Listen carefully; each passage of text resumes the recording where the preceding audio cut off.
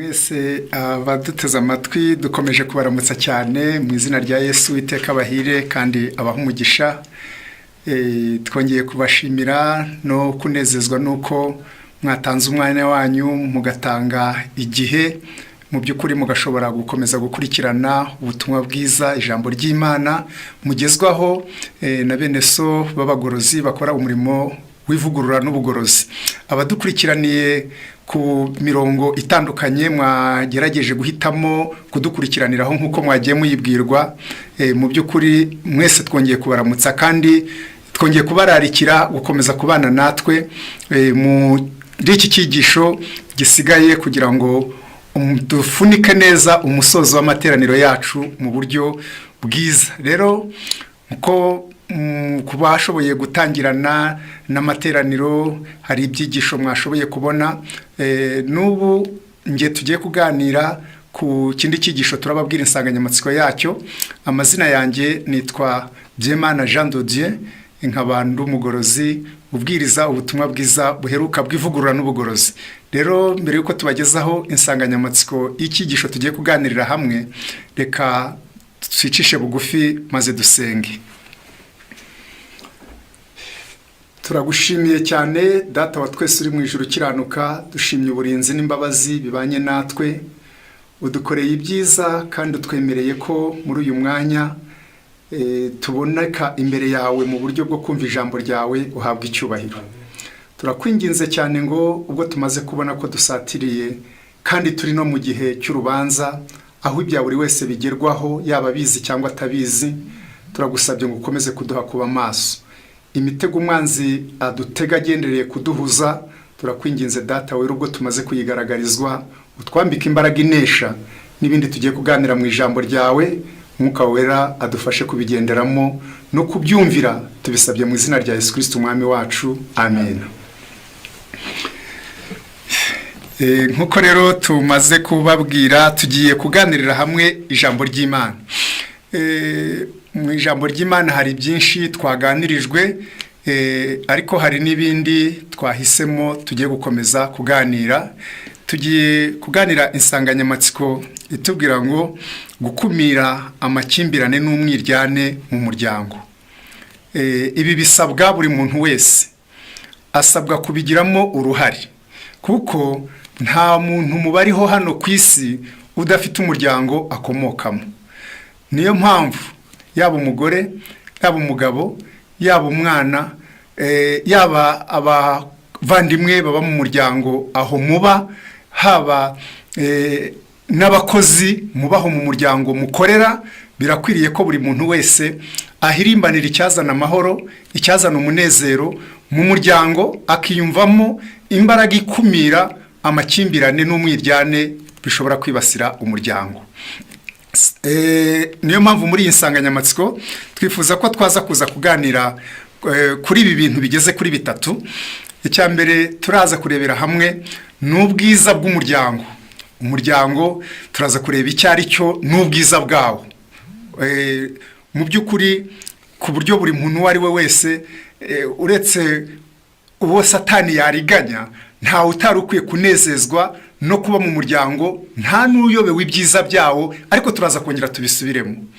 Icya kabiri turaza kurebera hamwe, naho turaza kurebera hamwe amarembo magari Satani anyuriramo azana amakimbirane n'umwiryane mu miryango, ku buryo turasaba buri muntu uwo ari we wese mu bari kudukurikirana n'abandi wenda bazagerageza kumva iki cyigisho, turabasaba gufata ingamba zikomeye zidufasha gukumira ndetse no kuburizamo no gufunga aya marembo magari turi bugaragarizwe Satani anyuriramo asenya umuryango wacu. Icya gatatu turaza kuganira hamwe, turaza kurebera hamwe inzira noneho twanyuramo kugira ngo tugane ku bwumvikane mu muryango. Birakwiriye ko nubwo Satani yakoze ibishoboka byose ngo asenye umuryango, ariko mbese byanze bikunze ku bw'imbaraga z'Imana no ku bw'amaraso ya Yesu, hari imiryango izagera ku bwumvikane bushyitse ibishobojwe n'Imana kandi izasoza itsinze, uretse no kuba mu isi ari ijuru rito, bazasoze bashimwe bimurirwe no mu bwami bw'ijuru. Ariko hari inzira bazaba baragerageje kunyuramo, kandi ku baduteze amatwi mwese twabararikira kunyura muri izo nzira zatuganisha ku bwumvikane bwuzuye mu muryango, kugira ngo umuryango wacu uzabe ijuru rito, tuzasoze tugize amaherezo meza. Rero muri iyi nsanganyamatsiko yacu yo gukumira amakimbirane n'umwiryane bikunda kwibasira umuryango, turaza guca muri izo ngingo zikomeye zigeze kuri 3, nubwo turaza kujya tugendamo tubonamo n'ibindi byinshi byiza byadushoboza kugera ku ntsinzi. Reka rero tubanze duhere kuri kiriya cya mbere, ubwiza bw'umuryango. Umuryango ni iki? Umuryango ni ihuriro ry'abantu bakurikira: umugabo, umugore n'abana, ndetse twakongeraho n'abakozi. Byashoboka ko umugore yaba ari mu muryango adafite umugabo, afite abana.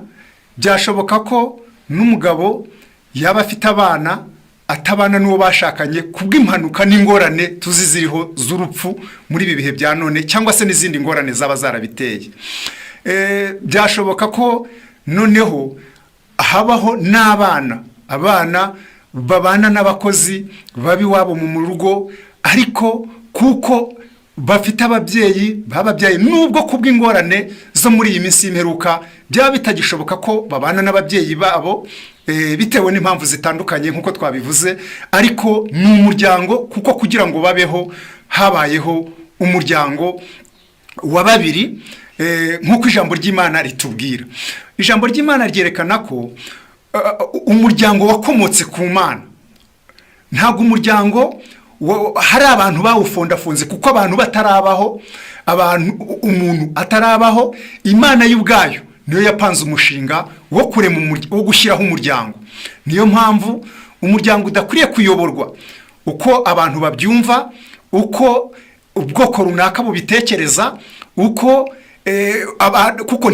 ntabwo umuryango washyizweho n'ubwoko, ntiwashyizweho n'amategeko runaka, ntiwashyizweho n'abantu runaka, kuko washyizweho n'Imana.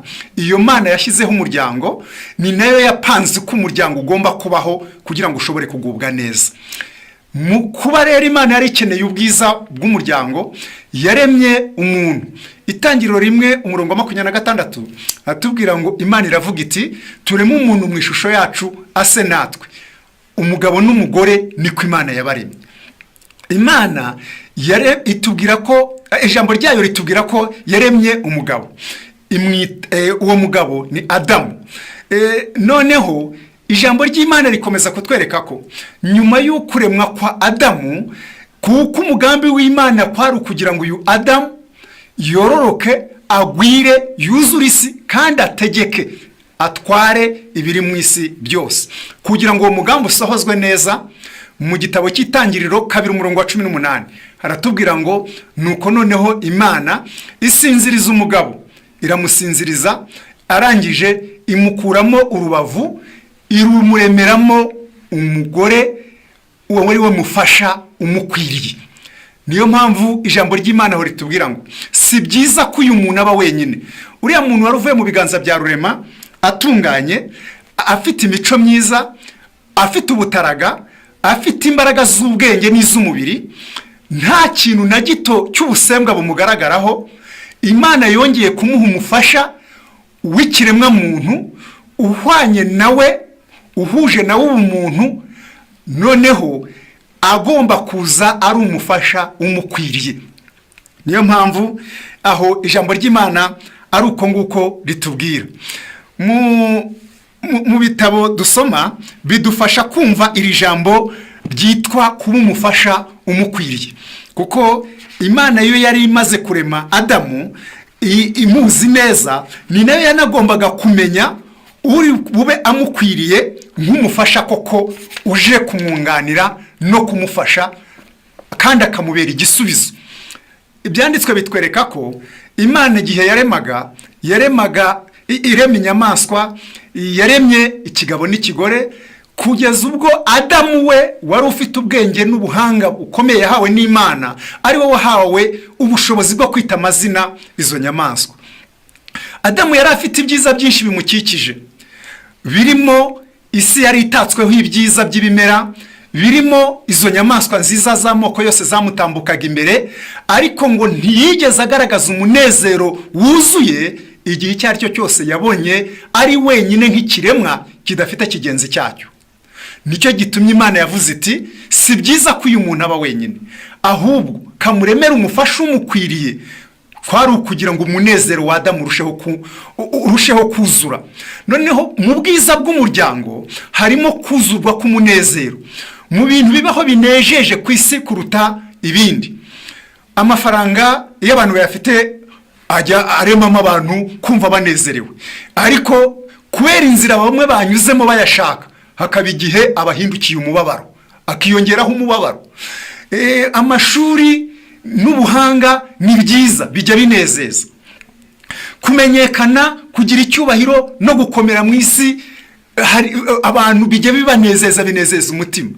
Kurya, kunywa n'ibindi bintu byiza biba ku isi bijya binezeza, ariko mu kintu cyanejeje Adamu kandi kinejeje kuruta ibindi ku isi ni ukugira umuryango naho ubarizwa. Niyo mpamvu umurongo wa 2 ugira uti, Zaburi 131 n'umurongo 133 n'umurongo wa 1 haravuze ngo dorere ni byiza ni n'iby'igikundiro kw'abavandimwe baturana kandi bahuje. Mu muryango hahandi hahuriye umugabo, hahuriye umugore, hahuriye abana, hahuriye abakozi, yemwe n'abashyitsi, aho haranejeje, niho hantu hambere haba umunezero kuruta ahandi. Ariko iyo turebye muri iyi minsi yacu y'imperuka, aho Satani amaze kwangiza umuryango, usanga hari imvugo zikabije kuba mbi, zitanejeje, zikoreshwa, kandi koko ugasanga abazikoresheje bumwe bari gutanga ingero z'ibibaho bifatika. Ukumva umuntu aravuze ati urugo rubi rurutwa na gereza. Mbese uri kumva ukuntu iki kintu kigereranijwe, aho umuntu mbese niba muri gereza aho umuntu ashyirwa yakwa uburenganzira bwo kugendera igihe ashakiye, mbese ubwisanzure ntabwo aba afite, hakaba n'igihe atabonye ibyo kurya byiza cyangwa ngo anabibone ku gihe. Tekereza kugeza ubwo umuntu aba mu rugo rukamusharirira, kugeza ubwo abona rurutwa na gereza. Ahandi muri Bibiliya hari aho twasomye, namwe muzagenda mwisomera, ngo aho kugira ngo umuntu abe mu rugo rubi, mbese aho kugira ngo ubane n'umugore mubi, muhore mu mpagarara muri urwo rugo, ngo byaruta ukaba ku gasozi ka wenyine. Reka wenda kuko aho turi buze kuhagera, namwe muri kumva ko icyo twari tugendereye twe ni ukwerekana ubwiza bw'umuryango ugisosoka mu biganza bya Rurema, data wa twese waturemye. Imiryango yose igakomoka ku muntu umwe nka Adamu na Eva, amahanga yose agateranirizwa mu isi binyuze kuri bo, nkuko tubisoma mu gitabo cy'ibyakozwe n'intumwa 17 umurongo 26. Mu by'ukuri Imana ishyiraho umuryango mu isi yari ikeneye ko ubwayo inezezwa n'ibyo yaremye, kuko kwari ukugira ngo Imana inezererwe kubwo kubona umuntu yaremye ahindutse umutegetsi n'umutware utwara isi koko nkuko Imana yari yabipanze. Icya kabiri kwari ukugira ngo uwo muntu n'abamukomokaho babe mu munezero kandi bazawugumemo by'iteka ryose.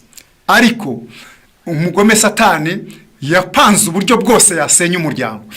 Tutaragereye hose mu bwiza rero bw'umuryango, turaza kubonamo wenda ibintu binejeje byo muri wo tutarabibona. Reka tubanze dusobanukirwe neza uriya murongo w'Imana yavuze ngo si byiza ko uyu muntu aba wenyine. Mu gitabo cyitwa intekerezo, imico n'ubumuntu n'umugabane wa mbere, page 164 haranditse ngo umuntu niyaremewe kuba mu bwigunge. Mbese ubwo uriya murongo wafasone ngo si byiza ko uyu muntu aba wenyine. Ubu hari abantu mu isi, nibyo twari tumaze kuvugaho, bajya bumva bafite n'ubwoba bwo gutaha iwabo kubw'amakosa bakoze. Hari abana batinya gutaha iwabo, bagahora ari inzererezi mu miryango yabo. Hari abagabo ku bw'amakosa bakoreye abagore babo batinya gutaha, ugasanga hoteli zarahindutse, indiri zabo ariho barara, abandi bagasengera inzoga nyinshi bakaziyahuza, bakarara muri kabari banywa ari ugutinya gutaha. Bagakenera kuba mu bwigunge, kandi mu by'ukuri mu cyatumye Imana ishyiraho umuryango ntabwo kwari ukugira ngo hagire umuntu uboneka ko ari mu bwigunge. Hano haranditse ngo umuntu niyaremewe kuba mu bwigunge yagombaga kuba ikiremwa gisabana. Iyo atagira umufasha, ibyiza byari kuba bimukikije n'imirimo ishimishije yagombaga gukorera ubusitani bwa Edeni ntibyari kubasha kumuha umunezero uzira amakemwa. Mu by'ukuri umuryango wabaga muri buriya bukebe bwa Edeni, ariwo Adamu na Eva, umunezero bakomoraga ku by'Imana yaremye ntabwo wari kuba uhagije iyo Adamu aba wenyine. Ariko Imana imaze kumuha Eva, nawe ubwo umunezero waramwuzuye, bigaragazwa n'igisigo yasize. Twabona nk'umusizi ukomeye wavuze ati uyu ni akara ko mu mara yanjye, kandi nta wari ubimubwirije wundi, ni akagufa ko mu magufa yanjye, azitwa umugore kuko akuwe mu mugabo. Eva ni wowe mwisi iryo zina ngo ni Eva. Inyandiko zidusobanurira ngo ni nyina w'abafite ubugingo. Mu by'ukuri uyu mugabo wari wuzuye umunezero niwe watanze ubuhamya bw'icyo umufasha we ahawe n'Imana aje kumumarira, cyo kongera kumwuzuza umunezero urenze uwo yari asanzwe afite. Ubwiza bw'umuryango rero ni mwiza, kuko niho buri wese agaragariza umunezero. Umuryango ni mwiza kuko niho buri muntu wese yisanzurira kandi akumva mu by'ukuri ni naho hantu hambere hagura intekerezo z'umuntu hakakuza n'ubwenge. Mu muryango ni ishuri aho umuntu yigira kubana neza n'abandi, aho umuntu yigira imyitwarire, aho umuntu yigira gusabana. Mbese niho hantu uburere bwiza bukomoka mu muryango mwiza. Ni nayo mpamvu inyandiko twizera z'ijambo ry'Imana zitubwira neza ko iyo umuryango ubaye mwiza tuba dufite icyizere cy'uko iyo miryango aho izasengera izaba ari itorero ryiza. Igihugu iyo miryango ituyemo kizaba igihugu cyiza gifite abaturage beza, kizaba gifitiwe n'icyizere ko kizabonekamo ingabo zikirinda nziza, hazabonekamo abaganga beza, abacamanza beza, abayobozi, abategeka beza, kuko bazaba bakomotse mu miryango myiza. Akaba ari nayo mpamvu gutungana k'umuryango n'ubwiza bwawo nibwo bwiza bw'itorero n'ubwiza bw'igihugu. Noneho aharanditse ngo ndetse n'umushikirano we n'abamarayika ntiwashoboraga guhaza icyifuzo cye cyo kubona uwo bifatanya nka mugenzi we. Ntawasaga nawe wari uhari ngo bagaragarizanye urukundo. Imana ubwayo niyo yahaye Adamu umufasha. Yamuhaye umufasha bakwiranye, umufasha umeze nkawe, waremewe kuba mugenzi we koko, kandi washoboraga kuba umwe nawe mu rukundo. Bisobanura ko atagombaga gutegeka umugabo ngo abe umutwe w'urugo cyangwa ngo akandagirirwe munsi y'ibirenge n'isuzugurwa, ahubwo yagombaga kuba uruhande nk'uwo bangana, uwo gukundwa no kurindwa n'umugabo we. Eva yagombaga ngo kubaho ari iruhande rw'umugabo we, atahabeshejwe no kumva ko akwiriye gutegeka umugabo we, kandi n'umugabo akahabazi ko adakwiriye kumukandagira, ahubwo ngo akahabeshwa no guhora umugabo we ngo amukorera ibi bikurikira. Icya mbere ni ukumukunda, kabiri ni ukumurinda kugira ngo kuko inyandiko z'ijambo ry'Imana zitubwira ko ari urwabya rworoshye. Noneho hano aravuze ngo Eva yari umwe na Adamu, igufa ryo mu magufa ye, akara ko mu mara ye, yari Adamu wundi, byerekana ubumwe bwa bugufi buri muri iyo sano. Mu by'ukuri hari ubwiza bw'umuryango, ni mwiza. Imana yawushyizeho, ni nayo yawupangiye uko ugomba kubaho, kugira ngo wa munezero ikeneye ko ugomba kugumana nawo bazashobore kuwugumana. Ijambo ry'Imana niryo ritwereka muri iki gitabo, igitabo dufite aha cyo turi busome cyitwa urugo rwa Gikristo. Niho harimo aya magambo, ni paji ya 15 agira ati, paji ya 15, urugo rwa Gikristo. Handitsemo aya magambo akurikira: kwishimira umunezero wo mu rugo. Mbese niba ari ahantu habaho hambere hanejeje heza kuruta ahandi ku isi, ni mu muryango. Umuntu arabyuka mu gitondo akakaraba, yewe ukakaraba amazi meza muri dushe nziza, ikuha amazi ashyushye akonje ku mwanya, yewe haba hari n'ibitambaro biguhanagura n'imashini zaba ziguhanagura. Uko waba kose urahaguruka ukavaho ukajya mu kazi, ukagenda mu modoka nziza, ukajya gucuruza, ugakora ibindi byose, ariko bigasoza ukeneye kugira aho utaha mu muryango.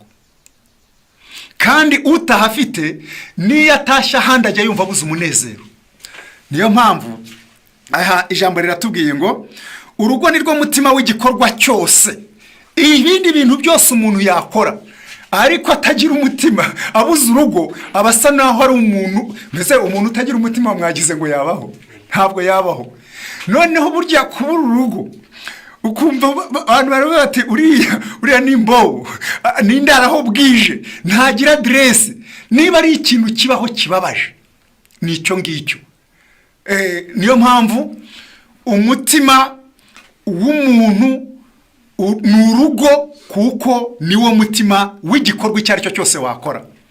Wacuruza ariko ukagira aho utaha, ukagira umuryango ubamo. Wakwiga amashuri ariko ukagira umuryango ubamo. Waba umuyobozi uyobora ariko ukagira umuryango ubamo. Niyo mpamvu kubura umuryango bigira n'ibintu byinshi bikunyaga. Tugiye nko mu by'iyobokamana, inyandiko z'umukaza ziravuga ngo umuntu utafite umuryango w'umugabo, udashoboye, udafite umugore wizera n'abana bizera, ntabwo yatorerwa kuba umukuru w'itorero.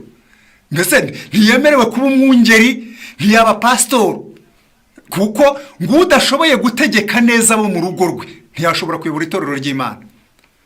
Timoteyo rwa mbere igice cya 3 uhereye ku murongo wa mbere muzabonamo mu mico ikwiriye kuranga n'ushingwa umukumbi w'Imana nk'itorero. Agomba kuba afite urugo, agomba kuba afite umuryango witwa umugore n'abana bizera, kumenya kubategeka kikaba igihamya cy'uko yamenya gutegeka neza n'itorero ry'Imana.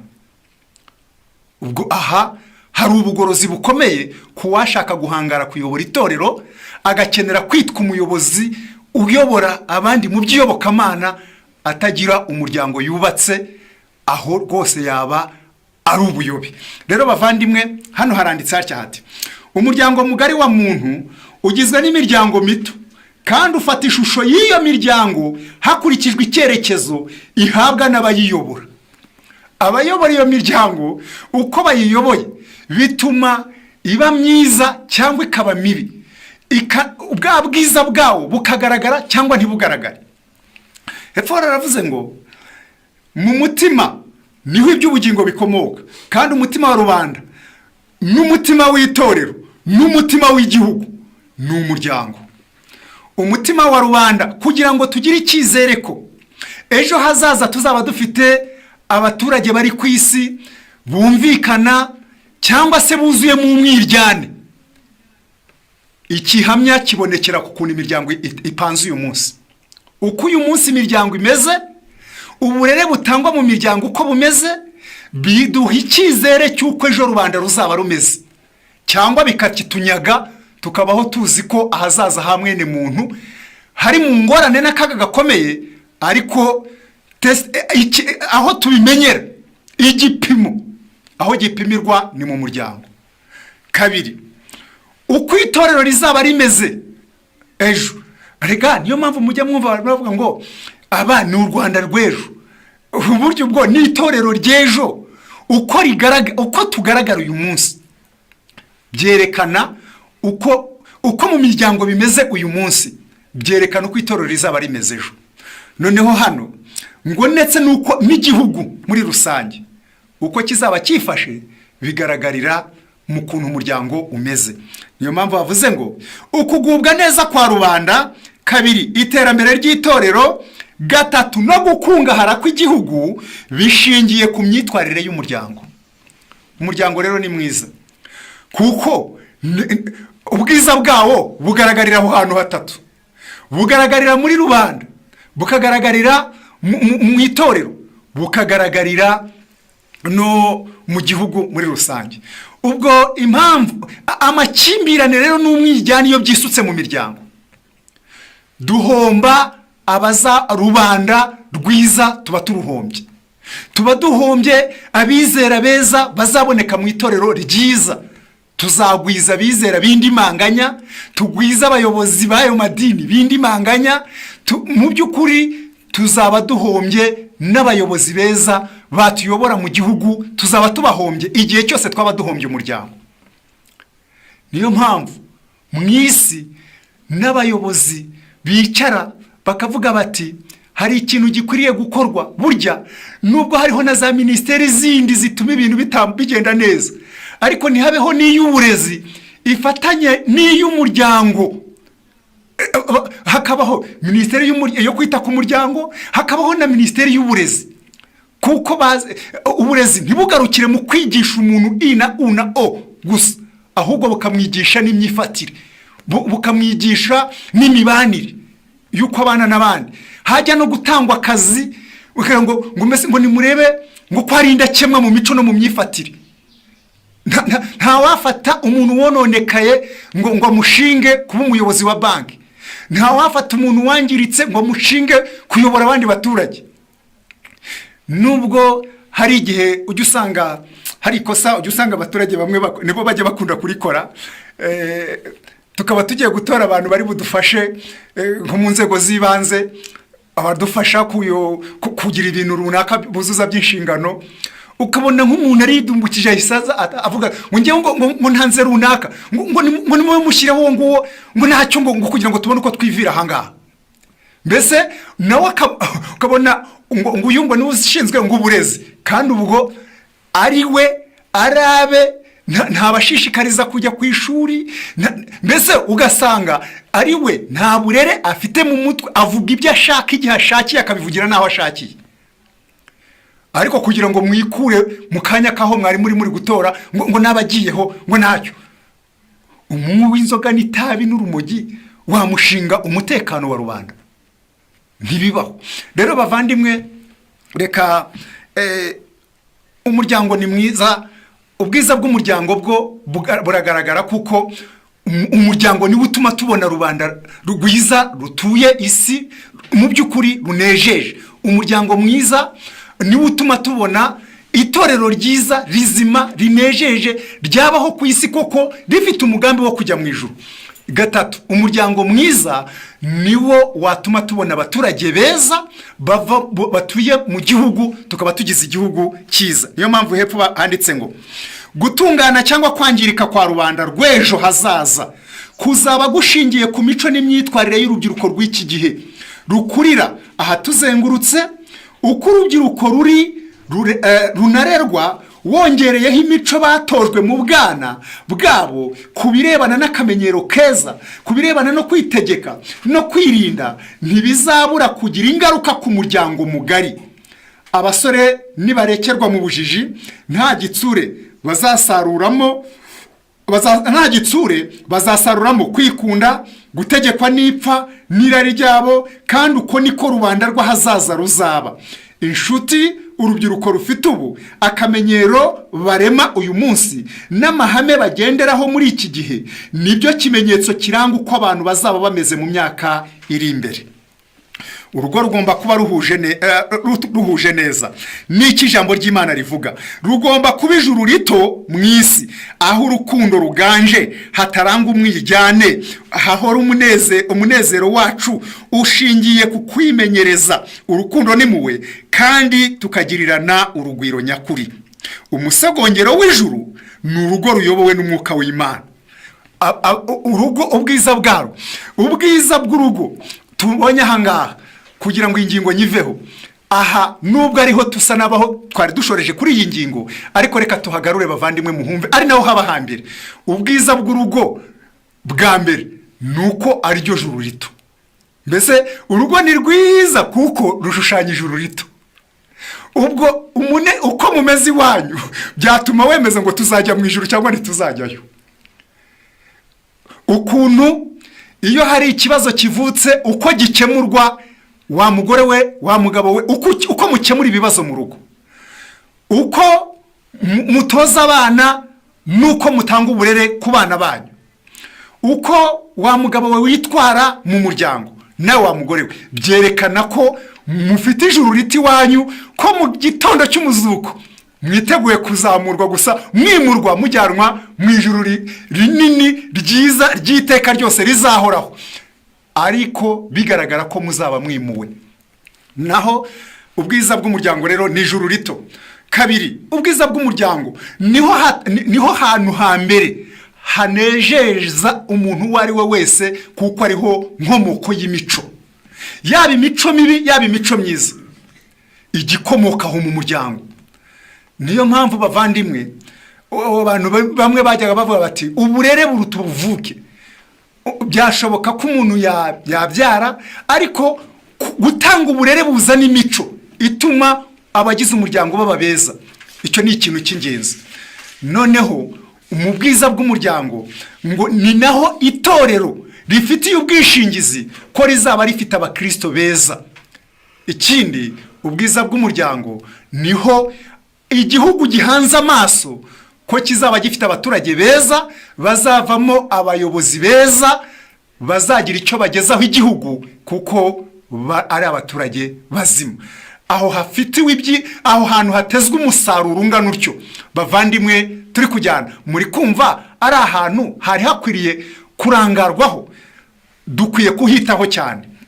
Satani ni umwanzi wacu rero, kuko nawe azi ko aho ariho nkomoko y'ibyiza byose, niyo soko y'umunezero, niyo soko y'amahoro, niyo soko y'imico myiza, niyo soko y'ubumenyi n'uburere bwiza. Satani kuko ibyo abizi, nawe yapanze ko azanduza isoko, kugira ngo abazanywa ku mazi yose avuye muri iyo soko bazanonekare. Niyo mpamvu tugiye ku ngingo ya kabiri, amarembo magari Satani yateguye agendereye kugira ngo arohe amakimbirane mu muryango ndetse n'umwijyane, bihore byuzuye umuryango. Hari amarembo magari Satani yafunguye. Ayo marembo magari Satani yayafunguriye kugira ngo yonone umuryango, abawugize mu by'ukuri bazajye babaho ariko nta byiringiro by'agakiza, babanye nabi, kandi buri muntu wese yumva iwabo hamushaririye. Ariko uzi kubona ubu hari abagabo n'abagore batinya kuba iwabo, nta kindi batinye ari gutinya ibyo ari bubarizweyo. Abana bagatinya kuba iwabo ari ugutinya ibyo bari buhabarizwe by'amakosa bakoze. Mu by'ukuri birababaje. Rero Satani yateguye amarembo magari agomba kunyuriramo, yinjiza amakimbirane mu muryango n'umwijyane. Tutarayasoma muri iki gitabo cya Bibiliya, batugaragarizamo neza n'amagambo atwereka uburyo Satani ari umugome. Mu Byahishuwe 12 umurongo wa 7 hatubwira ubuhanuzi bwerekana uko Satani yamanutse, ngo ariko amanukiye iyi si afite umujinya mwinshi. Muboma aho mu Byahishuwe 12 umurongo wa 7, inyandiko iratubwira ya Bibiliya ngo abo mu ijuru baranezerewe, baravuga ngo ijuru nirinezerwe kuko umurezi wa bene data ari we Satani aciwe akaba ajugunywe mu isi. Ngo ariko wasi we wowe ugushije ishano, kuko Satani akumanukiye afite umujinya mwinshi. Ayo magambo niyo nifuza ko dusobanura muri kano gatabo kitwa urugo ruhire. Ni urugo ruhire, umugabane n'uwa mbere. Satani intego Satani yamanukanye amaze kuva mu ijuru ajugunywe mu isi, intego yahise, umugambi yahise acura wamugeza ku musaruro wari uwuhe? Nta wundi kwari ugusenya umuryango. Muri iki gitabo ni paji ya 11 haranditse ngo kuva aho Satani yamanukiye mu isi, urugamba yarutangiriye kurwanya inkingi ebyiri zikomeye z'abagize umuryango. Burya Imana ntiyigeze yemerera umugabo n'umugore gutandukana. Itangiriro 2:24. Bitewe n'uko ikinezeza Satani ari uko umuntu yanyuranya n'ubushake bw'Imana, byatumye Satani nawe akora ibishoboka byose ngo umugore n'umugabo nabo batandukane. Bamwe batandukanywe n'akazi, abandi batandukanywe n'ishuri, abandi noneho ibyo byo ntibyari binakabije cyane, ariko noneho ibi bikurikira mu byumve. Batandukanywe n'umwe kuvuga ibye, undi avuga ibye, kabiri be kwishimirana mu mubano wabo. Uwo mwanzi yakoze ibishoboka byose ngo yonone umuryango, ndetse imiryango imwe n'imwe ayisenye, ariko ay'ubusa hari imiryango imwe n'imwe izasubira ku rufatiro. Amen. Hari imiryango imwe n'imwe izajya ku rufatiro. Reka mbabwire bavandimwe, biri mu mugambi w'ubutumwa bwiza buheruka mwumvise, biri mu mugambi w'itorero riheruka ribwiriza uku kuri guheruka kugendereye gusanganya imitima y'abana n'iyabase, kongera kuzuza umubano w'umugabo n'umugore, bakongera bakabaho babanye neza. Biri mu mugambi w'ubutumwa buheruka bw'ivugurura n'ubugorozi bubwirizwa n'abagorozi ko hagomba kuboneka imiryango itunganye. Aha haranditse ngo abantu bamamaza ubutumwa buheruka bagomba kwiyumvamo ko ari inshingano yabo guhugurira ababyeyi ku birebana n'ubukristo bwo mu rugo. Ubwo nibwo uburyo bwiza buzamurura bugakuraho umwuka wa gifarisayo, nibyo bizacagagura imbaraga zirwanya ukuri. Idini mu rugo nibyo byiringiro byacu bikomeye. Mbese ubutumwa bwiza nibwinjira mu muryango. Wenda turaza kuza kuhasubira muri iriya ngingo dufite isoza itwereka inzira zatugeza ku bwumvikane. Nibwinjira mu muryango nibwo buzasubizaho umugabo n'umugore, umwana uhuza n'ababyeyi be, umwana usohoza neza inshingano ashinzwe, umugore uba mu mwanya we wirinda kwisumbukuruza ngo ajye gukandagira habuzanijwe, umugabo uzi gutegeka neza wo mu rugo rwe azaboneka ari uko amaze kwakira ubutumwa bwiza. Noneho tutarageraho, reka amagambo twari tumaze gusoma tuyumve neza. Satani yarababaye akimara kujugunywa ku isi, yabonye abo yashoraho umushinga mugari kandi ukamugeza ku musaruro.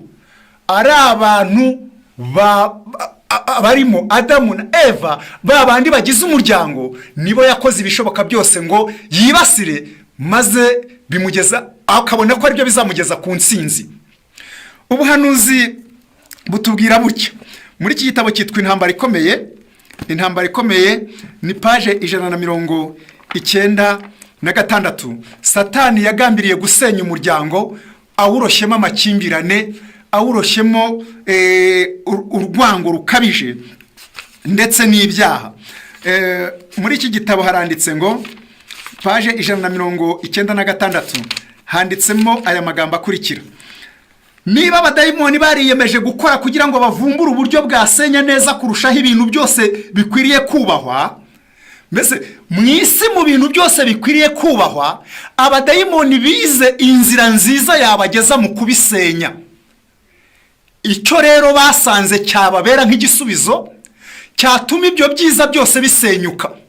Mbese abantu bakubaka amazu ariko batazabanamo, abantu bakagura ibikoresho ariko bazamenagura ku munsi bashwanye, abantu mu by'ukuri bakigisha abana amashuri ariko batazashobora gusozanya nabo, bizasoza babagabanye bakabana nabo ukubiri. Icyo Satani yateguye ngo ibyo bigerweho ngo ibyiza yabonye kandi byahoraho mu mibereho y'abagize urugo, kandi bakanagira abadayimoni bakanagira icyizere ko ikibi bagamije gukongeza mu bantu gishobora guhererekanywa mu bisekuru uko bizagenda bikurikirana. Nta gahunda abadayimoni bahimbye yarusha izindi kugera kuri iyo ntego neza kurusha gutesha agaciro amasezerano y'abashakanye. Mu bintu Satani yabonye byamugeza ku musaruro, akaba bibye amakimbirane n'umwiryane, ngo bikabaho uhereye umunsi abibibye, bikazaba uruhererekane kugeza kuri mwene muntu uwo ari we wese. Ngo uwo mushinga yarawize, asanga umushinga wamugeza ku musaruro neza ari ugutesha agaciro amasezerano y'abashakanye. Amasezerano y'abashakanye basezerana ku bumwe. Amasezerano y'abashakanye basezerana gukunda no gukunda. Umugabo akunda umugore we kandi akamukundwakaza, umugore akumvira umugabo we kandi akamugandukira nk'uko ijambo ry'Imana ribivuga. Mu masezerano ni ukubana iteka ryose bakazatandukanywa n'urupfu. Ariko Satani mu mushinga yateguye yapanze ibintu by'amarembo manini azanyuriramo ngo asenye uyu muryango. Irembo rya mbere rero ni ukwinjiza ibyaha by'inkoraruguma mu muryango. Satani yapanze kwinjiza ibyaha by'inkoraruguma mu muryango. Ibyaha bisenya urugo. Niyo mpamvu kuko Satani abizi, azi neza ko ibyaha byanyurira ku mugore, ibyaha byanyurira ku mugabo, ibyaha byanyurira ku bana, yemwe binyuriye no ku mukozi uba mu rugo, bikanyurira no ku bavandimwe barubamo. Ibyo byaha bisiga bisenya umuryango, bikazana amakimbirane muri wo. Muri iki gitabo cyitwa Imigani, reka turebe ko ayo magambo tuyabona. Ni Imigani, turasoma igice cya 15, ndasoma uyu murongo wa 25. Haranditse ngo Uwiteka azasenya urugo rw'umwibone, ariko azakomeza urubibi rw'umupfakazi. Mbese ubwo urugo rw'umwibone, urugo rwuzuyemo ibibi, ntabwo rwigeze rusezeranirwa ko ruzarama, ahubwo ruzasenyuka. Ntabwo ari uko Imana ari umugambi w'Imana gusenya ingo, ahubwo ibyaha iyo byinjiye mu rugo ubwabyo nibyo bisiga birusenye. Noneho niyo mpamvu indi mirongo yo mu byanditswe byera iratubwira ngo umunyabyaha w'umugabo urarikira indamu mbi ngo ateza imivurungano mu rugo rwe. Ajya ateza imivurungano mu rugo rwe. Icyo twari tugendereye aha ni ukubereka uruhare ibyaha by'inkoraruguma bigira mu gusenya urugo. Mu byaha rero binavuzwa n'ubwibone buvuzwemo, nabwo bwagira uruhare mu gutuma urugo rusenyuka. Aha muri iki gitabo cyitwa Intambara Ikomeye hatondetswe urutonde rw'ibyaha bigeze ku 9. Nifuza ko buri muntu atega amatwi nusanga icyaha kimwe gusa kiri mu muryango wawe. Wa mugabo we binyuriye kuri wowe warakibitse mu mutima, wa mugore we binyuriye kuri wowe warakibitse mu mutima, umenye ngo ubitse ishyano, ubitse umuriro wo gutwika umuryango wawe, ubitse intwaro kirimbuzi yo gusenya urugo rwawe, kandi ibendera ry'umwanzi rihora rihanitse mu rugo rwawe. Nubwo waba ufite idini ubarizwamo, nubwo warabatijwe bakakongeraho n'akandi gatitire bita ngo nugukomezwa, nubwo waba mu by'ukuri waranahawe warongereweho ugahabwa n'inshingano mu itorero, ariko kubika icyaha kimwe kisubiramo mu muryango wawe iwawe, uri umukozi w'umuhanga wa Satani. Ibendera rya Satani rihora rinaganira mu rugo rwawe. Aha haranditse ngo paje 412 igitabo cyitwa Intambara Ikomeye, handitsemo aya magambo akurikira. Haranditse ngo mu muryango Satani arimo gukora, ibendera rye rishinzwe mu ngo z'abavuga ko ari abakristo. Ntabwo zishinzwe mu ngo z'abapagani gusa batagira idini, batajya bagira aho bajya gusengera. Mu ngo z'abavuga ko ari abakristo ngo naho iryo bendera rya Satani rirahari. haranditse ngo Satani arimo gukora ibendera rye rishinzwe mu ngo z'abavuga ko ari abakristo. Hariyo ibi bikurikira. Icya mbere, hariyo ishyari. Ishyari riba mu bana kugeza nubwo hari abana babi bagirira n'ishyari ababyeyi babo. Ngo urebye imitungo dufite, ngo n'imodoka dufite, ngo ntabwo nari nkwiye kuba nambariza inkweto, ngo biterwa na papa na mama ngo bakomeza kwigundira, ngo icyagira ngo bapfe ngo tubone uko tuyigabana. Tekereza na kubura umwana ukagirira mu by'ukuri ukananirwa gukora ibyawe, ukagirira ishyari ababyeyi bawe kuko bafite ibyo bashoboye kwigezaho, kugeza ubwo upanga nuko barapfa. Ubundi n'inzozi bamwe bahoramo nizipanga uko bazagabana ibyo ababyeyi babo bamaze gupfa. Ubizi ute ko ari wowe uzabatanga? Ishyari. Icya kabiri, muri uwo muryango hariyo gushinjanya ibinyoma. Abana hari abagore bashinja abagabo ibinyoma, n'abagabo bagashinja abagore babo ibinyoma. Bijye bibaho aho abantu bakekana ibibi barangiza bakabyemeza nk'ibyabayeho, kandi ari ugukeka kwabayeho gusa. Ngo ariko buriya ngo kusigaye utaha bugorobye, ngo buriya ngo uri mu biki, ngo ibyo urimo bizamenyekana, ngo nakumenye, ngo nakumenye ngo uzabureba, ngo icyo uzakuraho ngo kizamenyekana. Kugeza ubwo umukeka ko asambana, ukamukeka ko afite uko yitwara mu myitwarire mibi, warangiza ukabyemeza n'ubwenge bwawe. Noneho ubundi ikindi gihe ukamubwira uti ntukajye kuva aya mafaranga n'ubundi kuva bigaragara ko utayazanye yuzuye, buriya wayashize muri za nshoreke zawe, ataramenya niba hari n'uwo wahuye nawe, yaba umuvandimwe, hakaba hari n'igihe mwahuye nabo wakemuriye amakene y'ikibazo bari bafite, harimo musaza we, harimo na mukuru we, ariko kuko yamaze kwiyumvamo gukeka no kugushidikanya, bigatuma ahora gushinja ibinyoma.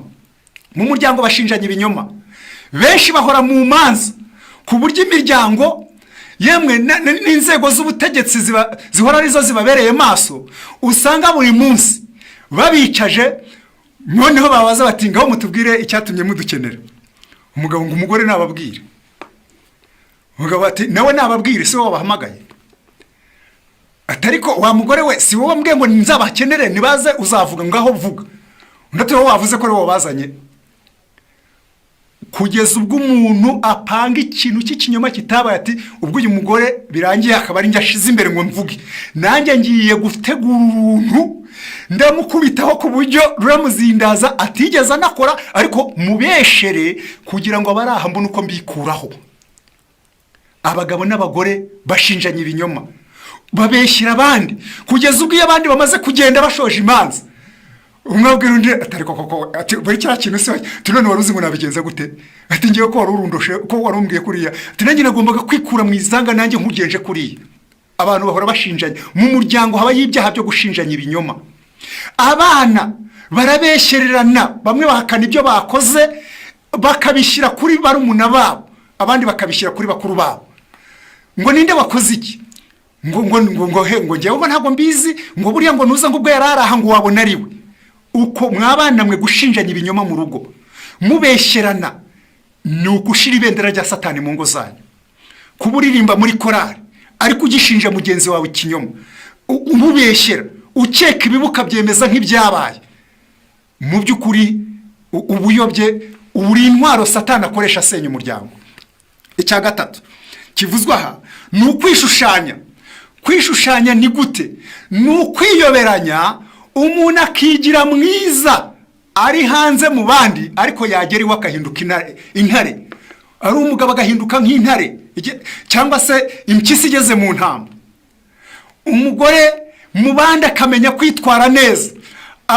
Hari abazi rwose kwiyoberanya, abashyitsi bahari kamenya kuzana amazi yo gukaraba, akabazanira amazi mukaraba mu ntoki, akageza naho abazanira nayo mukaraba ibirenge, byanaba ngombwa ibirenge mukabishyira mu ibasa akabyoza. Atajyara n'umugabo we ayo mazi yo gukaraba nawe akayaheruka uwo munsi. Iyindi minsi umugabo adahabwa n'ayo kunywa, yemwe no kuyamushyirira muri dushe ngo ajye kwiyuhagira bitashoboka. Umugore uzi kwiyoberanya abashyitsi baje, umugabo uzi kwiyoberanya abashyitsi bahari, akagoreka akajwi akamenya kukanonosora ku buryo utamenya ngo iryo jwi niryo rihinduka igitsure gikabije cyo gukabuka n'ubukana ajya akoresha abashyitsi badahari. Hari abantu bazi kuvuga neza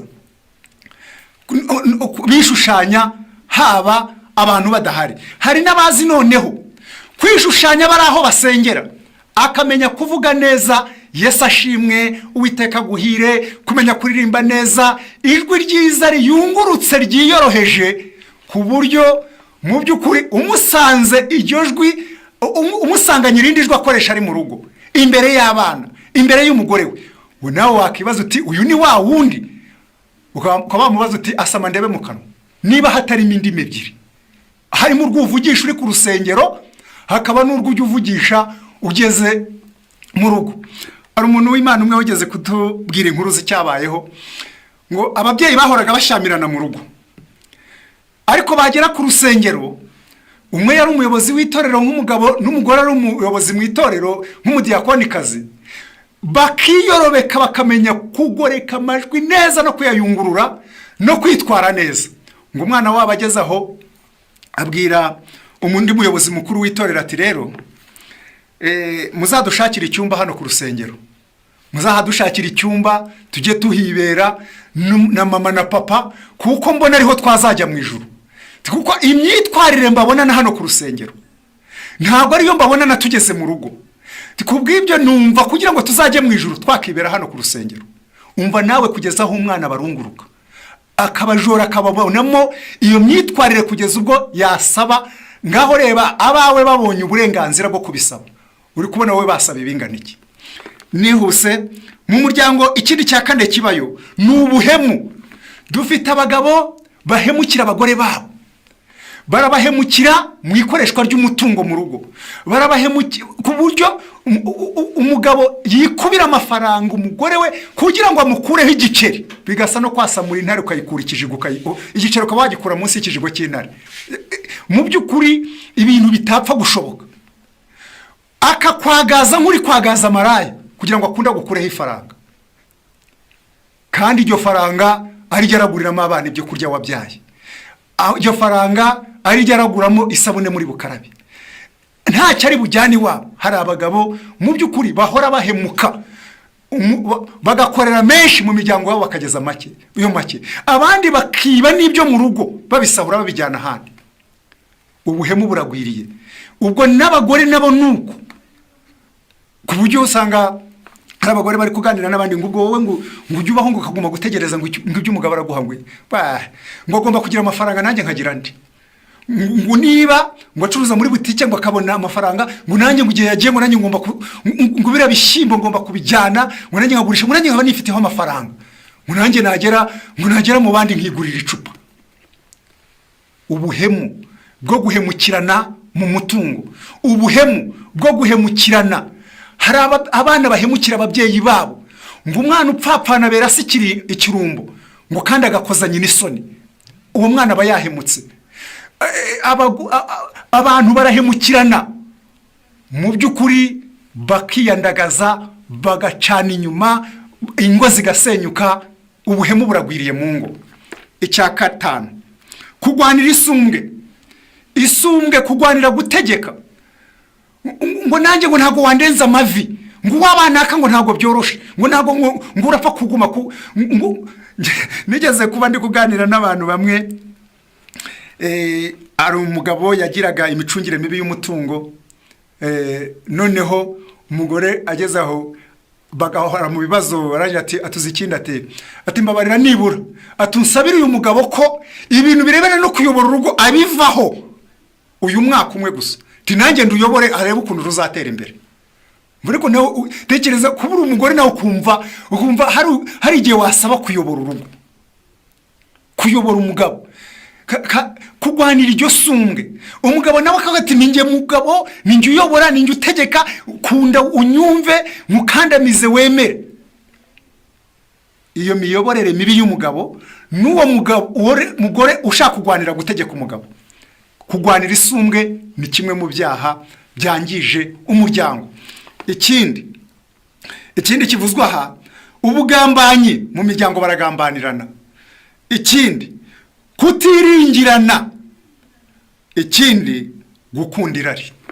Ibi byaha byose bisenya umuryango, ni bimwe mu byo Satani anyuriramo azana amakimbirane n'umwijyane mu muryango.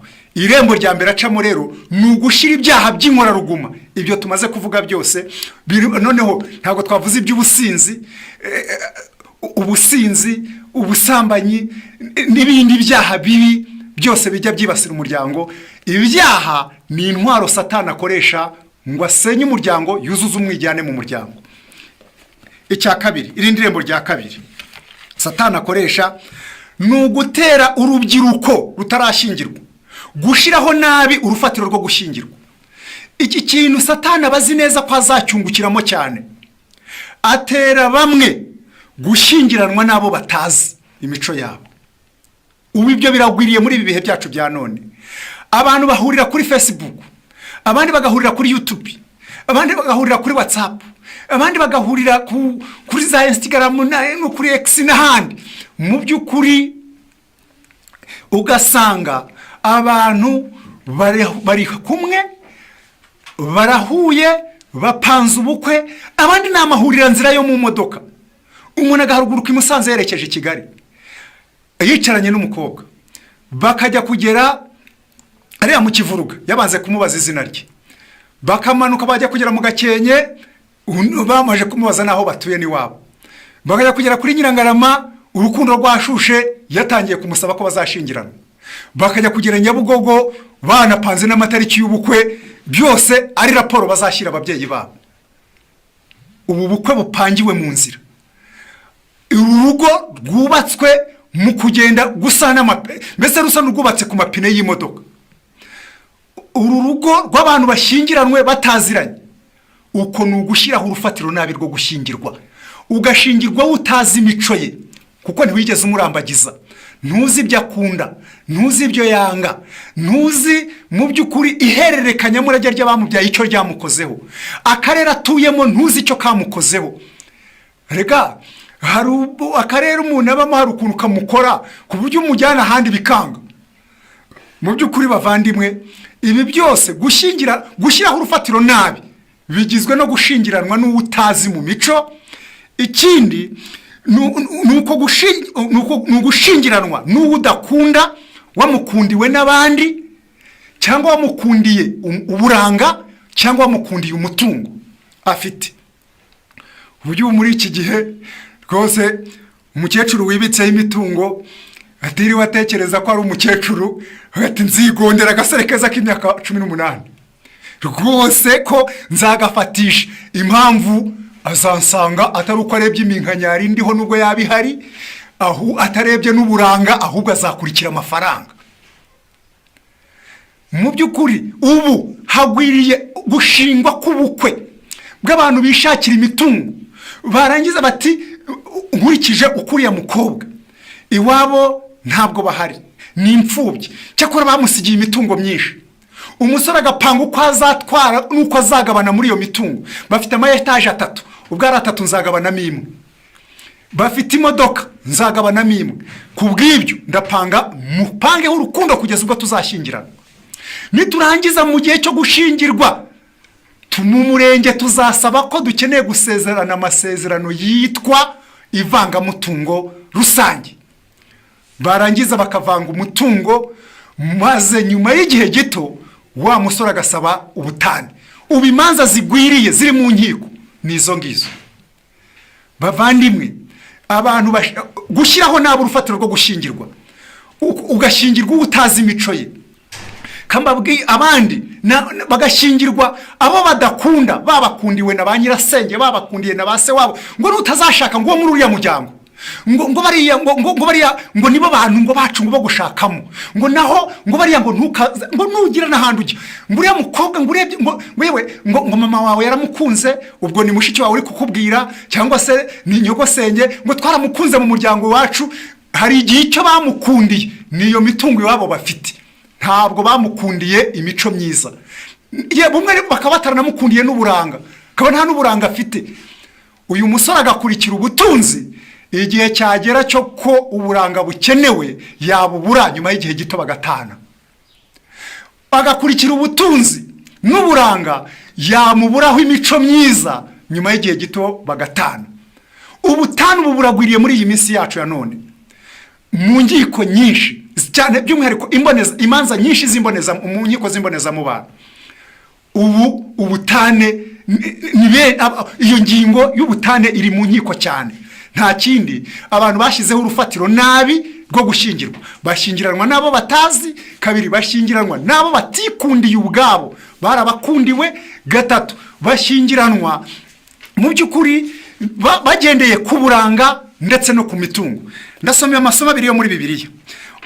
Uburanga bujimije benshi, uburanga mu by'ukuri bujimije abantu benshi, kandi buzakora ishyano kuko busenya ingo nyinshi, aho abantu babugenderaho maze ntibite ku cyo Imana yavuze ku birebana no kubaka umuryango. Kuri bavandimwe, ijambo ry'Imana icyo rigaragaza kandi buri muntu wese akwiriye kwitaho, nuko ibirebana no gushyiraho urufatiro rwo gushingirwa bigomba kwitonderwa cyane. Ntabwo ari wahubukira guhinga, wahinga season imwe yarumba, ejo bundi ukazahindura ubuhinzi. Yewe hari n'igihe uhubukira guhitamo ishami ry'uziga mu ishuri, byagucanga ugahindura ishami ukiga irindi. Ariko ibirebana no gushingirwa ntabwo ari uguhindagura nk'uko umugabo ahindura, nk'uko umugore n'abagabo n'abana bahindura imyambaro. Ntabwo ari uguhindagura nk'uko abantu bahindura ibiryo. Ahubwo aha haranditse ngo ibirebana n'uburanga. Muri iki gitabo ni igice cya 11 cy'Imigani, umurongo wa 22, handitsemo amagambo akurikira. Aravuze ngo 11 umurongo wa 22, umugore w'uburanga bwiza utagira umutima ni nk'impeta y'izahabu ikwikirwa mu mazuru y'ingurube. Kandi ubwo wari wakurikiye uburanga. Uriya rero hari n'abantu baziririza ingurube akaba atayirya, atayikoraho, yewe mwene itanamugereraho ari. Ariko umugore w'uburanga utagira umutima wakaba ari umuhora iruhande, n'ubundi ubana n'ikizira. Rero bavandimwe, ikigenderewe aha ni ukugira ngo basore inshuti dukunda, mutaratera intambwe zo gushingirwa, cyangwa ukaba waramaze kuzitera ariko mbese waratangiye kugira abo ukundana nabo, urukururano n'ibindi. Wa mukobwa we, uretse gutera intambwe yo kwemeza uwo uzafatanywa nawe utamuzi mu mico, na wa muhungu we nuko. Noneho muri uyu murongo nanone, iby'uburanga rwose, uburanga ntabwo aricyo kintu gikwiriye kuza imbere. Imigani igice cya 31 umurongo wa 30 haranditse ngo ubutoni burashukana kandi uburanga bwiza ni ubusa, ariko umugore wubaha Uwiteka niwe uzashimwa. Ubutoni bujya bushukana, uburanga nabwo ni ubusa, kuko ariko uburanga buracuyuka. Buriya ubwo buranga, impamvu ubona kuri uwo mukobwa amashereka yose aracyamurimo. Ubwo buranga impamvu bumubonaho ni amavuta meza yisigagurirwa na papa na mama. Uburanga bwiza impamvu ubumubonaho ni ibiryo byiza, niba abona umuneke akabona na avoka n'ubunyobwa, ararya agahaga neza, aranezerewe iwabo. Niyo mpamvu uburanga ububona. Niyo mushaka ugendeye ku buranga, ejo bundi yaburaye byagucanze, wabuze ubushobozi bwo kumubonera ibyo kurya, wabuze ubushobozi bwo kumubonera amavuta yisiga, bwa buranga uzayoberwa aho bugiye. Nta buranga bwaboneka inzara yakwishe. Ntago wamenya gutereka amaso inzara, waburaye gatatu ni wamenya gutereka amaso ngo abasore barangare. Buriya na kwa kundi ujya wireba ukabona ibuno rihari, rizanwa nuko wariye, nuko uguwe neza. Rero uburanga sicyo gikwiriye kugenderwaho igihe duhitamo uwo tuzubakana urugo. Niyo mpamvu mu bintu Satani anyuriramo kugira ngo asenye umuryango wandagaze, nta kindi akoresha ni ugushyiraho nabo urufatiro rwo gushyingirwa. Abantu bagashingirwa ubwa mbere bagashyingiranwa n'abo batazi, kabiri n'abo bakundiwe n'abandi, gatatu bakayoborwa n'uburanga, kane bakayoborwa n'ubutunzi mu gihe bahitamo gushyingirwa, gatanu ni ugushingirwa abantu batagira n'ubushobozi bwo kubaka urugo. Mu gitabo cy'imigani igice cya 24 umurongo 27 yaranditse ngo banza uringanize ibyo ku gasozi nurangiza uzabone kubaka urugo. Hakenewe abasore bazi gukora, batagombera kureba ngo hajya ngo muri rugo ngo ngiye kuzashakamo umugeni ngo bafite ngo imirima, ngo bafite ngo n'imodoka. Ibyo ni ibya se na nyina nabo babibonye babyishakiye. Nawe wa musore we banza ushake, ringaniza ibyo ku gasozi uzabone kubaka urugo. Niyo mpamvu umurongo wa Bibiliya amaganya ya Yeremiya 3:27 niho hatubwira ngo birakwiriye ko umuntu aremererwa akiri umusore. Umusore wo kwifata mu mifuka udakeneye gukora, akazakenera kubaka urugo nta bushobozi bwo mu bwenge, nta bushobozi bw'impagarike nk'imbaraga, nta n'ubushobozi bw'umutungo, ngo yarakwiriye kubaretse. Reka iki ni icya kabiri Satani anyuriramo asenya umuryango. Icya gatatu ni ugukoresha nabi ubutware abagabo n'abagore bahawe mu rugo. Satani ajya atera abagabo n'abagore gukoresha nabi ubutware bahawe, ku buryo nk'uko twabibonye abagabo bamwe bakenera gutegeka abagore babo babategekesheje igitugu. Aya magambo ndayasoma muri iki gitabo, kuko umugabo hari ibintu ashinzwe mu rugo. Ashinzwe gutegeka neza abo mu rugo rwe, ashinzwe gutunga abo mu rugo rwe, ashinzwe gukunda no gukundwakaza uwo bashakanye. Ibi bintu uko ari bitatu ni inshingano zikomeye umugabo ashinzwe mu rugo. Ariko ujya usanga n'igihe yananiwe kuzuza ibi ashinzwe, akoresha ubutware bwe nabi, akaguma ku mirongo yo muri Bibiliya ivuga ngo umugabo ngo ni umutwe w'urugo, ngo na Bibiliya niko yavuze ngo ni umutware ngo utegeka. Reka nkubwire mugabo, igihe cyose ubutware bwawe bwaba bushingiye kuri ibyo gusa, bwaba atari bwo. Muri iki gitabo cyitwa Urugo rwa Gikristo, reka turebe ko aya magambo tuyabona vuba. Ni page 206 haranditse ngo kuba umugabo mu rugo ntibigaragazwa nuko umugabo atsimbaraye ku gaciro afite ko kuba umutwe w'urugo rwe. Ntibimwongerera n'icyubahiro kumwumva avuga ibyanditswe bishigikira ubutegetsi bwe. Guhatira umugore wawe ari we nyina w'abana be gukora ibyo agambiriye nk'aho bitabasha kuba amafuti, sibyo bituma aba umugabo. Kuba umugabo si ukuzura inzira, si ugutegeka, si ukuvuga cyane, ahubwo ngo hano haranditse ngo Uwiteka yashyiriyeho umugabo kuba umutwe w'umugore we, ngo amubere umurinzi n'umurungu ubumbira hamwe abagize umuryango, nk'uko Kristo ari umutwe w'itorero n'umukiza waryo. Umugabo wese uvuga ko akunda Imana akwiriye kwiga yitonze iby'Imana imushakaho aho ari. Mwumvise abavandimwe ko burya gukoresha ubutware uhabwa na Bibiliya ukabukoresha nabi ni kimwe mu bintu Satani ajya anyuriramo. Ubu niyo mpamvu yateje abagabo bamwe gukora ibi bikurikira. Kandebe ko aya magambo nyabona muri iki gitabo cyitwa umurimo nako Urugo rwa Gikristo. Yateje abagabo bamwe ibi bintu bibi bikomeye. Ni page 216 inama ku mugabo utwaza igitugu.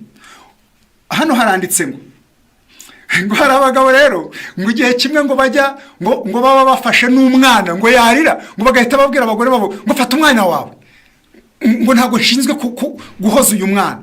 Hepfo baranditse ngo ubuzima bwawe bwarushaho kuba bwiza mu gihe utagerageza kugaragaza ubutware bwawe ukoresheje itegeko ridahinduka witwaje ko uri umugabo na se w'abana. Wazana umunezero mu rugo uramutse wirinze gukoresha ubwo butware bwawe mu buryo budasobanutse. Hepfo rero haravuze ngo uburyo ukoresha bwerekana ko utazi neza icyo uri cyo n'akamaro kawe. Aho kuba umuhuza w'urugo wabaye umunyaburakari kandi utwaza igitugu, ntugira mu buryo bukomeye kwibaza uko wakora uko ari kose mu bihe bimwe na bimwe ntibyagaragaye ko bitunganye mu maso y'umugore n'abana bawe.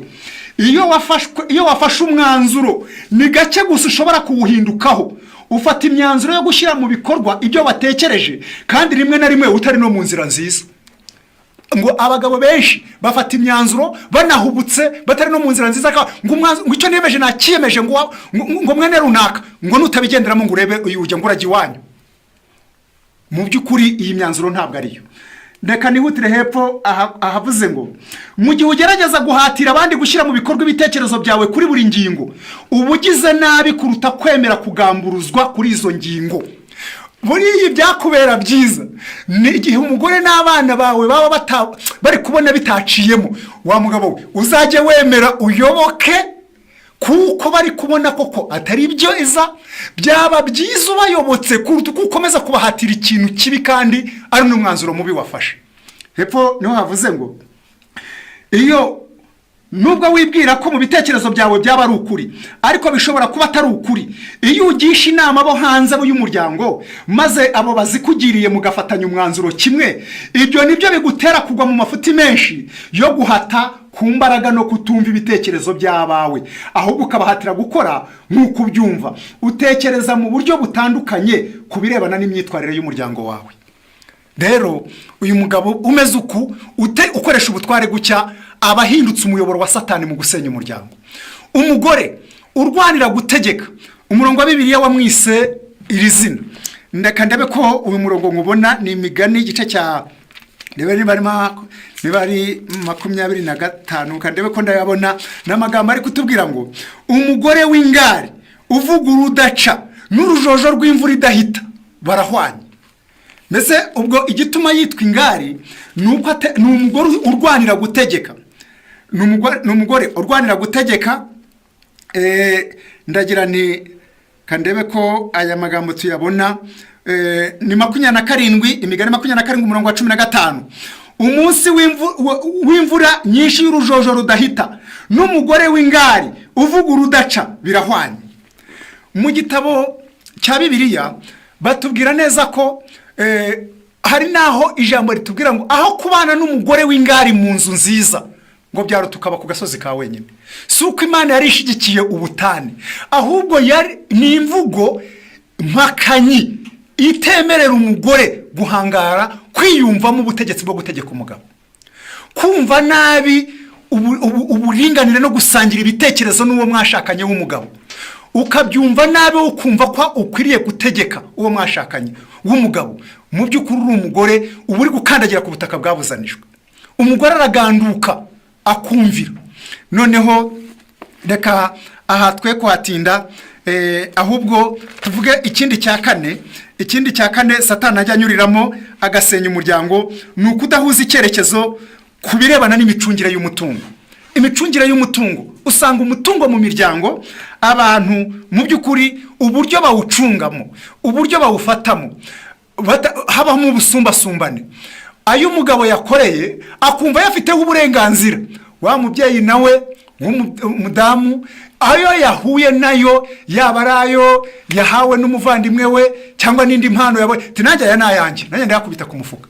Imicungire mibi y'umutungo abantu ntibawuhurireho ngo bawumenye kimwe. Umutungo mu muryango ugomba kumenywa kimwe, kabiri ugapangirwa kimwe, buri wese akagira uruhare mu bashakanye bwo kumenya neza ko ubwo abantu basangiye kuba umubiri umwe, bakaba basangira ibyo kurya ku meza, basangiye n'umutungo nk'uko basangiye abana bagasangira n'imitungo yindi iri mu muryango.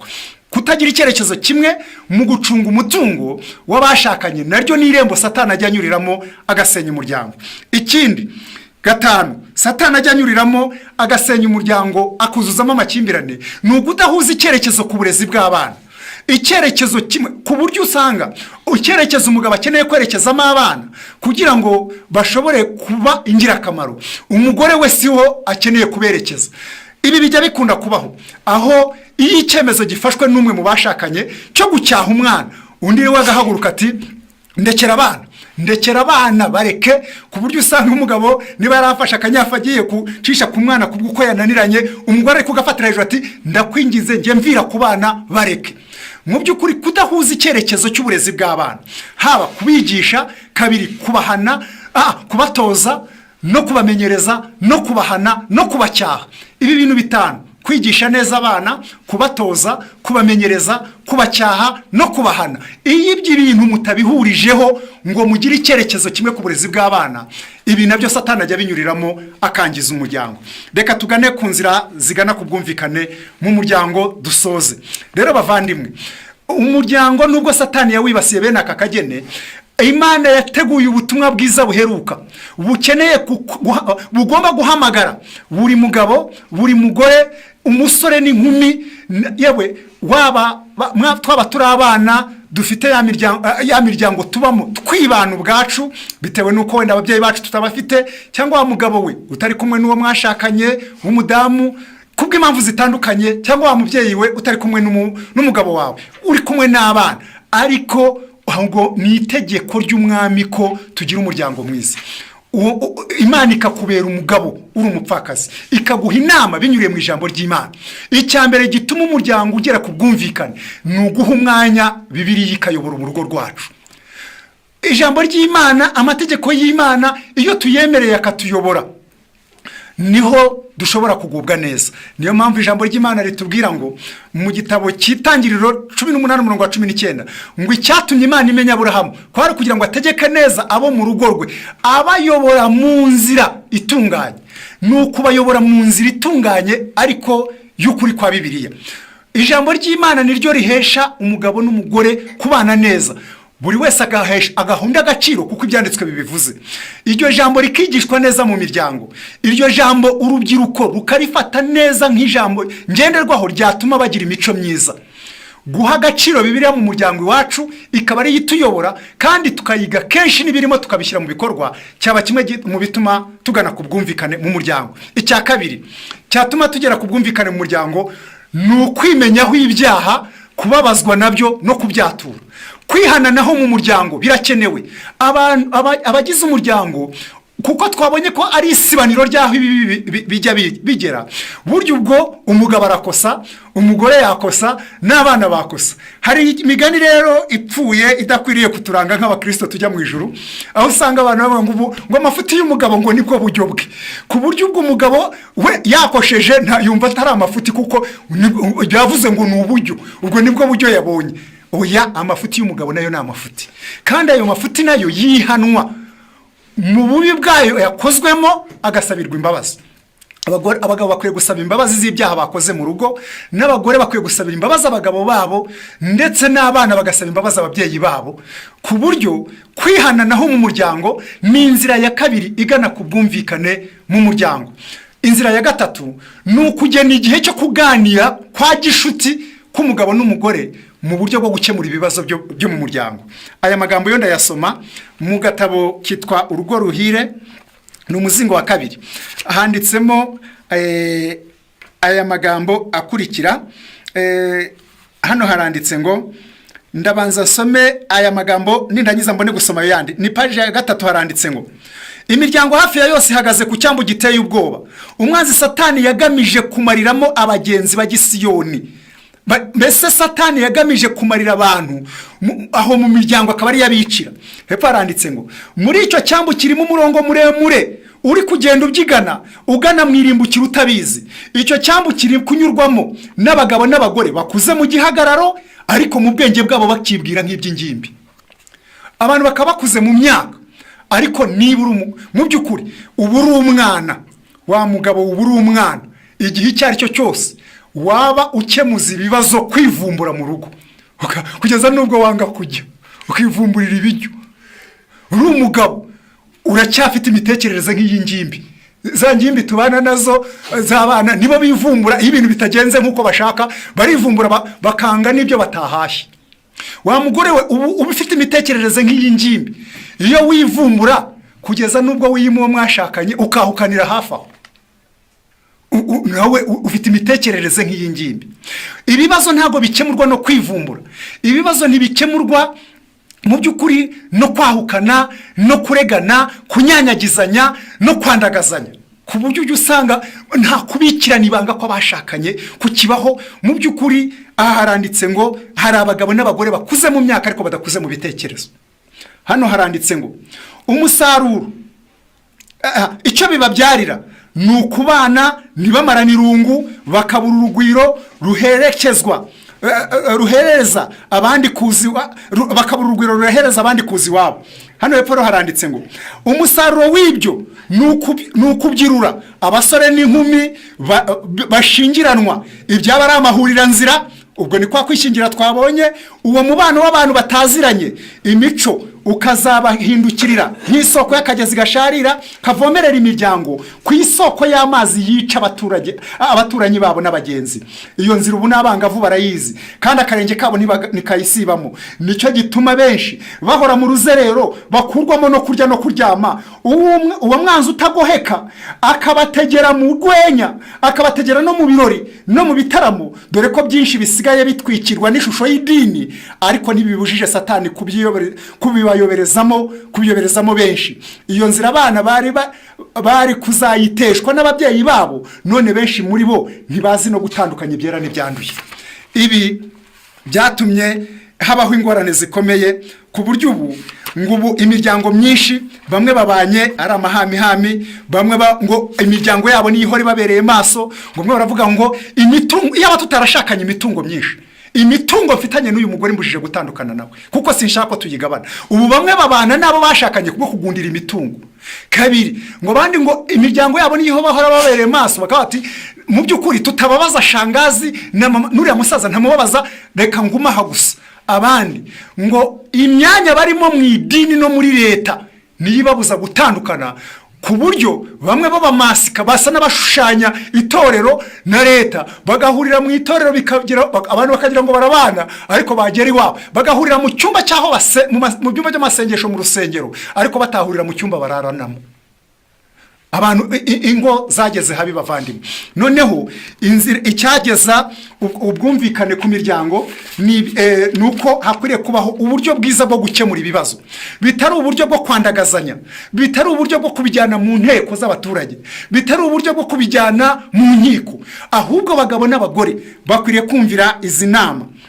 Narazisoma, aha haranditse ngo, kandebe ko nyabona mu buryo bwihuse, ngaya aravuze ngo gukemura ibibazo byo mu muryango, page 78, agatabo kitwa urugo ruhire, page 78 n'umuzingo wa kabiri. Buryo utazi ibintu nta kubera umujyanama, kandi utazi ahantu ntiyaha kuyobora. Ni nako umuntu utiyumvisha atakemura ibibazo by'umuryango.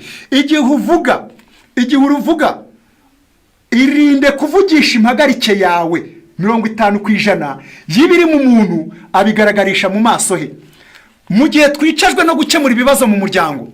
Kuko aha muri iki gitabo ku ipaji ya 79 haranditse ngo hari imiryango yagiye itoranya umunsi umwe mu cyumweru kugira ngo barangize ibibazo, bikababera igihe cyo kujya impaka ngo bagundire igikwiriye kereka ikigayitse akaba ari cyo bakuraho, babone nuko bakomeza gushyira hamwe. Bajya bahitamo kujya impaka zubaka aho kuzabikora amazi yararenze inkombe.